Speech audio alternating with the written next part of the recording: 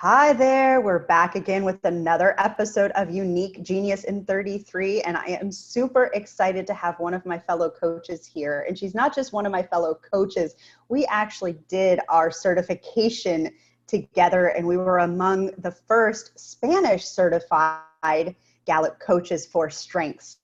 So I absolutely love sharing this space with her today, and I'm really excited for her to come and talk to us about her adaptability. And so without further ado, Ana Lucia, could you introduce yourself to everyone? Let us know who you are, where you are, what you do, and remember, give us those top 5. Okay, well, thank you, first of all, for having me here, inviting me. I'm Ana Lucia Escobar. I live in Panama. I'm from Panama. And basically what I do, or what I'm great at, is I design workshops, and I make people talk. I make people, really get to know each other during those workshops. So of course I do, the coaching. I talk about mentoring and self-love and everything that kind of encompasses strengths. But my thing is really to design and facilitate workshops that are interactive. Awesome. I love it. And my top 5. Your top 5. My top 5 are activator, ideation, responsibility, adaptability, of course, and learner. Nice. That's funny. I wonder if there's more people like that. My adaptability and learner are next to each other, but a little bit further down the line. So just interesting note. So great. So first of all, we want to share that according to Gallup, people exceptionally talented in the adaptability theme prefer to go with the flow. They tend to be now people who take things as they come and discover the future one day at a time. So that being said, Anna, tell us what you love about your adaptability. How does it serve you? I really work with adaptability because it allows me to enjoy the moment. So that is something that we don't really, it's become very difficult, even for me. When you have a device that's always blinking and it's very fun. I'm not gonna lie, it's very fun. But with a very quick tap on the shoulder, I'm like, okay, yeah, I have to be present. When I do one-on-one sessions or coaching, or even this moment right now, for me, it's like, this is where I am, and this is where my mind is. So that really helps me speak to people and really get into the conversation with others. So that's one thing. And another thing, it kind of goes along a little bit with that activator, and I try to do things as they come. And I kind of love that kind of crazy day-to-day, unexpected, expect the unexpected kind of life. So it allows me to really, and that's one of the things that that we're now hearing more about, what are the abilities that you need to have. And I might not be so high in, that emotional intelligence piece, but I am certainly high in that flexibility piece that is one of the, abilities of the new century, they call them. Yeah. Well, and you bring that up. And so I know we're going to talk about this a little bit later maybe, but I think I'm going to bring it up right now, because when I talk to people about strengths, we always talk about how activator and adaptability are 2 of the strengths you can sort of easily call out for being procrastinators. Right. And I don't think it's procrastination. And this is one of my aha moments when we did this, because, for years I would tell people, I don't procrastinate. I just work well under pressure. And when I found out I had activator, and then I started to learn more about this, that adaptability and activator really kind of require a little bit of pressure to get some momentum. Like they need that. So you talked about expect the unexpected. So do you feel like your activator and your adaptability play well together, or just sort of enhance that need for pressure? I was trying so hard not to burst out laughing while you were speaking. It's a very kind of weird kind of mix, because activator helps. I actually get going immediately. I don't procrastinate the beginning. Right. And since I have responsibility, once I see the light at the end of the tunnel, I get that extra push. But the middle, oh man, the middle is just, when I've already started, but I'm like, oh my God, there's so many things left. Right. That is where I kind of need an additional, boost. That's where I kind of need that's where procrastination, because then I also have ideation. So by the time I've already, gotten to phase 2 of a project, there's another shiny object over here. so yeah, there is a little bit of that misconception that adaptability is a procrastinator. But there's certain things I think that we procrastinate more than others. Sure. But at the same time, we enjoy that kind of unexpected and last minute kind of get it done kind of adrenaline rush. Yeah, that little adrenaline rush, right? Like there's something about that adrenaline rush that gets it done. So yeah, so I was just curious about that. So if we look at the flip side, where do you feel like your adaptability can maybe drive you a little crazy or get the best of you? I'm going to be kind of giggling the whole thing, I think, because this is more, how does this drive my family crazy, I think. I don't mind the dirty dishes, right? Well, maybe not the dirty dishes, but maybe I don't mind the messy desk, but maybe my husband does. So, that sometimes happens. The thing about this talent really, and for me, because I have also very low discipline, like it's in the bottom somewhere. And we're going to unite. We're going to create a plan. What happens is that something as easy for other people as being at a job every day at 8 a.m. and not having any issues with being 8 to 5 in a closed space, where you only have like 1 hour of lunch. Something as easy as, having your house clean. And I hear a lot like, what's the big deal? Like, all you have to do is just do a little bit every day. Well, just knowing that I have like a block, a time block set in my schedule, like from here until the end of days, or that I have to be somewhere every day at a certain time, that's very difficult for me. Yeah. So for other people, it's like, why is she struggling with that? If that's so basic, if that's so easy, but it's easy for them. So I struggle a lot with that.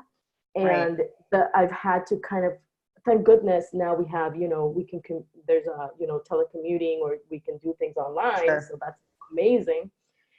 So I've had to kind of work my life around being able to be flexible and productive at the same time, but not having the super strict guidelines, because honestly, what happened, I did have a job where I had that like 8 to 5, and we had to like clock in, and I couldn't even go to the store or like go outside the building without like asking for 3,000, permission slips.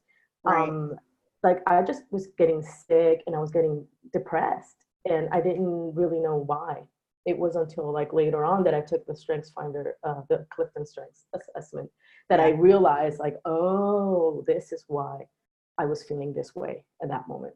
So it does drive me a little crazy that other people think that it's just super easy to be on time, like every day. Just to be super disciplined and have this thing every single day. And exactly. That. And it's not for me. Do you find you have like a little bit of a need for spontaneity? Like you want to allow for spontaneity? Yeah, and even in my report, it says that if I have every day, all day, like, meetings back to back, like, yeah, of course I can do it. But if it's like for a prolonged time, like it really, like it just makes me kind of grumpy, to be honest. Like I just want a minute to just like sit down with my thoughts. Can I just sit down and like not have anything? Yeah. No, I can appreciate that. So when you look at adaptability as sort of like a thread throughout your life, like what are some of your earliest memories of adaptability long before you knew this was a talent? I honestly think, so I was born in Panama, and then during the time of Noriega, we moved to the United States, and then we moved to Mexico, where my mom is from, and then I moved to another city in Mexico. So by the time I was 15, I had moved to like 4 or 5 different cities, 3 different countries, different language I had to learn. So I think that, and And as I'm speaking, I remember that I was born in Panama, so I spoke more Spanish from Panama and not Spanish from Mexico. So when I Very moved to different. Mexico in the 90s, and I would say certain phrases in Spanish, plus my Spanish was horrible because I had just lived in the United States for so long. Right. I just got really like, I kind of like felt really embarrassed about my Spanish. And then when I moved, like after learning Spanish and I moved here to Panama in late 90s, I immediately was like, you know what, I'm gonna just take all these orales out of my vocabulary and just speak very neutral Spanish. And I Right. also think that for a long time, and this is another side of adaptability, I didn't want to actually stand out because I was so different in so many ways. It's like, can I just be one of the batch, like for a minute, like Mm. one of the crowd? Can I just be part of it? So my first best friend, my first boyfriend from when I was in middle school, really brought that. Like I was very able to kind of adapt to them. I was lucky that what they were into, we were Girl Scouts and we loved math, and there were certain things that we could that I liked that they liked, and kind of adapting with that. That really helped me, and I think that that is like really what this theme also is about, like adapting to the situation, adapting to people, and making them feel at ease with you. Interesting. So kind of adaptability as camouflage in a way, Yes.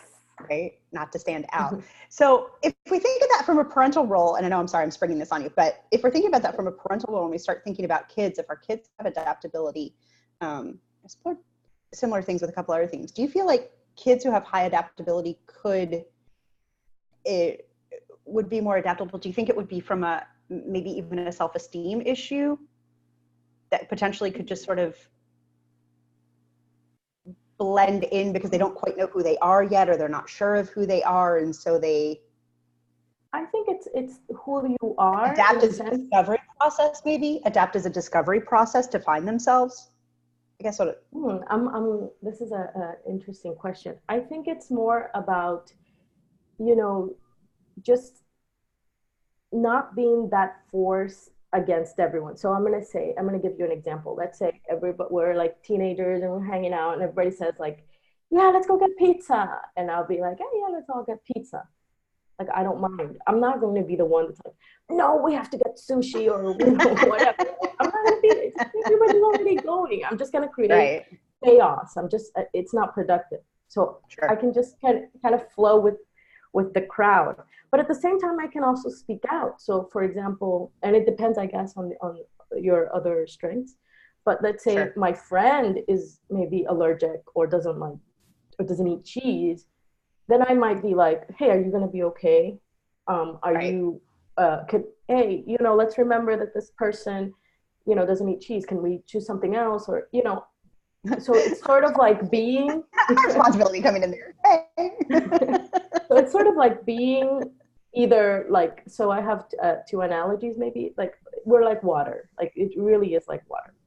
And you could like go within the pipe and kind of take the route of the pipe or the stream that's already there, or you could right. or you can become what's missing. So if you have a glass, you don't become the glass, but you fill the glass and become what's missing of the glass. Does that make sense? Sure. Well, and it makes me think of that, like when you have pebbles and sand and water, right? Like that glass analogy of, is everything full yet? No, you still have space to fill, right? And that water can still fill in that space, Yeah, even when it looks like there's not space to fill, right? Yeah, and it's the last, like the last thing you pour, right? Yep. Cool. All right. So then if we go from that, like we talked a little bit about how it plays with activator and how that falls in, but how do you see adaptability playing with your other talents? So this is very awesome because you kind of pointed to this at the beginning with the learner and ideation. Since I can like, I'm really like, I'm never too cool for school. Like if there's something we gotta do, we gotta go to the ground. Yeah, I'm there. If I gotta wear like super heels and like super makeup, I'm there. Like I'm not, I'm never going to be like, no, I'm not going to do that. Like, it has to be something like really like, above and beyond, like my Right. values are being compromised to say no to something, right? So Right. in general terms, I'm really like, let's do it, right? And what that allows me is that it feeds I'm learning new things, I'm learning new points of views, which that is really what that learner piece is really important for me for my ideation, because it's my way of collecting the raw material for me to create ideas. So if I don't have that raw material, then the ideas in my personal experience are kind of like like very basic. I don't know, like very intro level, let's say, ideas. But as I get more ideas from meeting new Sure. people from different places, going in and trying things myself, I feel my ideas get better. Right. So counter that. Where can adaptability fight with some of your talents? So this is what's interesting in my case, and I'm not the only one, of course, but I'm sure there will be more people that when you look at your full 34 and Yeah. you open it up and you see that there's only one relationship building theme in your top 10, it hurts a little. I'm going to be honest. It's sort of like, oh my God, am I like that awful friend? Like, do I not like everything now? The buzz thing is like, be a people person and have empathy. And I'm like, oh my God, like, where can I scratch it? So adaptability, I hold on to it for dear life. So it does kind of, I'm not gonna say it kind of is that voice in the background that's like, very cool your ideas, but don't spur out all your knowledge onto other people. Like, flow with them. It's that, like, of course you want to be the activator, and I have high communication, and of course you Right. want to influence, but remember to adapt. So it's or with responsibility. I also have a ranger number 6. I don't have any more executing themes, but with those two, like, sometimes I don't sleep at night, right? So it's sort of like that idea of like, okay, you're being high productive, but take that step back and remember to enjoy the day. So adaptability is like that voice in the background that says like, hey, remember the people. Hey, remember to take a break. Right. So not necessarily fighting with the rest of them, but just kind of that like, forget us over here. Remember Exactly. Right. Remember, which, it's with influencing, Chloe over here. right? Because influencing can come across a little bulldozery, right? If hey, I have 5 in influence. I know it can come across a little bulldozery, even if you don't mean it to, right? So I think definitely having adaptability is going to be that little angel on your shoulder that goes, hello. That's exactly.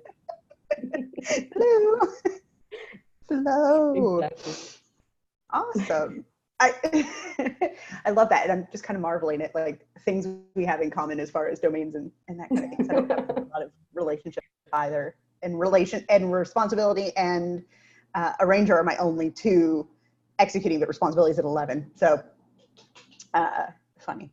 So if you were to talk to someone about adaptability, and I think you probably got around this a little bit, but if you were to tell other people who don't have high adaptability, who don't understand it, what would you want them to know that could potentially help you avoid misunderstandings or, difficulties? I think the first thing is that if you already have the plan spread out and you've already thought it through and it's working, we're going to flow with your plan. And I'm all for doing innovative things and doing things differently. I really enjoy that. But if you already have it all worked out, don't ask me to bring in ideas or to change something when in your head what you want is for me to say what you're thinking. So we can flow very easily. If you have it all set out, fine. When it's time to bring in ideas, we'll definitely bring in ideas and we can contribute that way. But that kind of drives me crazy when people are like, what do you think? And it's like, what do you think? Yeah, I know what you're Do you really want to know what I think, or do you already have an answer in mind? Yeah, like just, we don't mind. We don't mind at all. We'll flow with what you've already worked, and we can build on what needs building or reiterating. And another thing is, just because we're adaptable doesn't mean we love last minute changes. We actually work really hard, as I mentioned at the beginning, to be disciplined and to be able to, like, you know, just for me to like put stuff on Google Calendar, or, you know, it's a struggle. Like, it's something that I have to like, I'm going to do this. So I've already, like, you know, I'm trying my hardest to be, you know, organized in my day. And if we already agreed to something, and maybe that's my responsibility also speaking there, but if we already agreed to something, you know, no, we don't enjoy you saying, well, let's just change everything, you know. And it's like, you know, you won't mind. A funny story I'm gonna add here. So I've been working on workshops, and collaborative workshops. That means like you speak and then I speak, and what has happened, what happened to me twice, which I'm working on, is that, for example, you speak and then you say something that was like off the thing, or you say something and then you change it last minute, and I'm like, but you said, and then like I instantly catch myself, and I'm like, no, it's okay. So it's but I kind of just, my first reaction is sort of like something that happened like a very specific thing was that we had some cards out, and we had to get going, and my friend said, or my co-facilitator was like, we have to pick this up because we have to move on. So I start picking them up, and then she says, oh, this participant wants another card. Can we give them another card? And I'm like, but you just said that we were gonna pick up. And then I was like, you know, I like, okay, wait. Oh, of course, you know. Of course. We'll just do it right here, and we'll speak right here. So, but it was like, yeah, not because we have like adaptability, that means that we always love last minute changes. Right. So you mentioned family a little bit earlier. So how do you see adaptability showing up in different roles that you play, right? We have parenting roles, child roles, work roles, home roles. How do you see adaptability flexing with different areas of your life? One thing that has happened to me in all these, as a boss, as a friend, as a mom, is, you know, I might be a little wound up, like getting stuff done, and then I can instantly, and it's not about empathy. It's just something that rings in my head. It's like, this person needs me right now for 5 minutes just to listen, and that is something that does come up, that I kind of feel that person needs that 5 minutes of my undivided attention. And again, it's not about like, I know what's going on, or I feel what they're feeling. I just have a sense that they need me to listen for a minute. Right. It has also worked well when I've done job interviews, because I can help people kind of relax and kind of be in the moment, because I'm in the moment. And with my kids also, that kind of like, okay, put the phone down. Again, it has become a struggle for me, but, you know, just kind of that reminder of like, you know, be there with them. I think that's a great reminder. And I love that adaptability kind of shows up like that, to really be in the moment and be present. Fantastic. So if you had a little bit of time to think about this, did you come up with a famous person or fiction character that you feel like represents adaptability? Of course, my favorite X-Men, Mystique. Oh. She's a shapeshifter. And she's gonna be what's needed at the moment. If she needs to be that, you know, politician, she'll transform into that politician. If she needs to break into a place, not sure if that's so positive, but, you know, and be dressed up as the guard, she'll be that person that can kind of fit in to move, you know, for a goal, right? Hopefully she's kind of evil and good at the same time. And that has happened to me in real life sometimes. You know, I owned a company, but people didn't really, like, I just kind of meshed with people, and they would tell me things like that, you know, they wouldn't tell if they had known that I was the boss, or if it had been super obvious that I was the boss, maybe they wouldn't have said anything.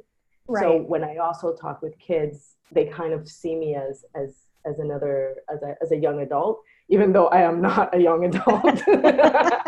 Only in my heart, always. Sure. So people kind of feel like, oh, okay, like she's a peer, right? Right. And so they open up a lot, and I think that that superpower with Mystique. Awesome. I love that's a great example. Hadn't occurred to me at all. In fact, when I was trying to think about it, because I always have one in the back of my head, and the first thing that popped into my head, and I don't know why, was Winnie the Pooh. And I feel like if you think of Winnie the Pooh, he had, like, all of his friends have really distinct personalities, but he's really happy to be with all of them, and like appreciates the best of them and sees them for who they are. And so it doesn't matter that Rabbit's grumpy, or that you're sad, or that Piglet's always asking questions, or that Rue's like, what? Right? Like, he just sort of goes with the flow of all of his friends. So Pooh is what came for me, but I love yours with the shapeshifter, because that makes total sense. It hadn't even occurred to me. That's why I love these conversations. So, just a general question. For someone out there who is still getting to know their strengths or hasn't quite learned them yet, what has been like the most powerful thing that's happened for you since you've learned what your strengths are? I think that, you know, just being able to say, okay, this is who I am, and I'm awesome, right? I don't have that discipline, and that discipline is awesome for that other person. But I, you know, really valuing and saying, okay, this is what I got, and not kind of like looking down on them, but saying like, oh, this is amazing, right? And everybody should be able to say, this is amazing for whatever they have. And being able to say, okay, all of this, but where am I going to volunteer my time, or work with certain organizations, or work with certain projects that really push my strengths forward? Where am I? Like, being a little, I guess, or strategic, let's say, it's a better word, being strategic, because if you keep doing things that don't align with your strengths, you're misrepresenting yourself. So volunteer to where you know your strengths are going to really shine. And I just heard something about, and I'm going to butcher this word, so you can help me out there. It says something like work begets work. Begets.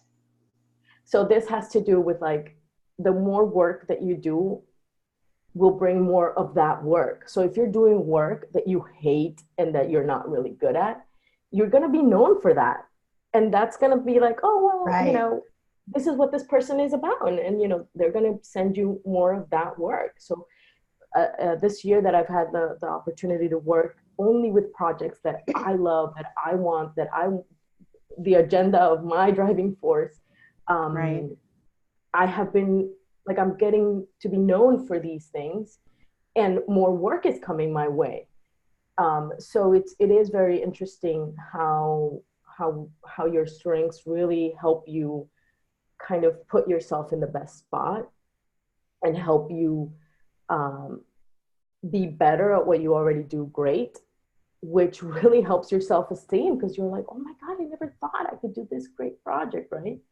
So it's just a wheel that I'm going. Like, I see it more like like you push down that little ball of snow, and it just kind of it just keeps going. And it just, I think, like, I needed your message today. Seriously, it's so funny, because even, I don't know, a couple of years ago, I was having that moment of, like, I feel like I'm getting known for the wrong things. And so I don't want to put myself out there anymore, because that's not what I want to be known for. And so how do I figure out what I want to be known for? And I think that's fantastic advice for someone to really look at their strengths and say, you know, who needs this? Where is this going to be the most beneficial? How are these going to shine? How am I going to sharpen my strengths, you know, and make them more of what they are? I think that's fantastic advice. Thank you so much for that, Ana Lucia. I really, really appreciate that. Teresa, do you happen to have a question for Ana Lucia? You can put it in the chat, or you can take yourself off mute. We have just a couple minutes. I want to give you a quick chance before we start to close off here. I guess it's more of a comment because I'm that total opposite. I have all of the relationship, top 5. So, and then I think, well, I'm adaptable and things like that. So I don't know what my top 10 are. It would be interesting to find out. But it to me, it sounds like a great trait to have. So embrace it. Thank you. Yeah, thank you so much for sharing, Teresa. I really appreciate that. Do you have any? Yeah. Do you have any final thoughts or comments, Ana Lucia? I think that the more we get to know ourselves and really value ourselves, we will start seeing that, that empathy piece is now very common. That creative piece is now very common. Like it's being not common, it's actually being like, it's being spotlighted. Right. So find those abilities of the new century, they call them, and hone on that, because not everybody can have all the 10 or the 20 that they mention, and you'll find that through your strengths. And for me, seeing words like flexible all of a sudden, or being cultural, interactive, and being okay with hanging out with all sorts of people and all kinds of, it wasn't a strength, right? It wasn't something that was highlighted. So now things are changing.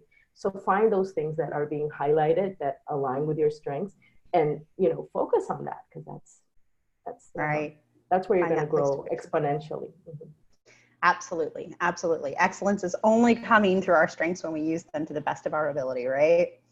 Perfectly said. Well, thank you. I just want to say, thank you so much for this. This has been awesome. Yeah, thank you so much for taking the time and for being adaptable to your schedule and being able to fit us in today. I've had really a lot of fun talking to you, and I really appreciate, the importance of being in the moment and how you interpret that and what that looks like for you between your family and the different roles, and that idea of expecting the unexpected and being okay with it, but that doesn't mean, change everything on me at the last minute. That's not necessarily the thing that's going to make you happiest. If it happens, it happens, but don't make a point of it happening, right? So I can totally appreciate that. And so I just want to say thank you so much for your time today. I'm sure everyone out there will really appreciate your interpretation of adaptability and how it shows up for you. And with that, we will be back next week with another guest spotlighting another talent. And I look forward to seeing you at the same time, 12:30 Eastern, 11:30 Central.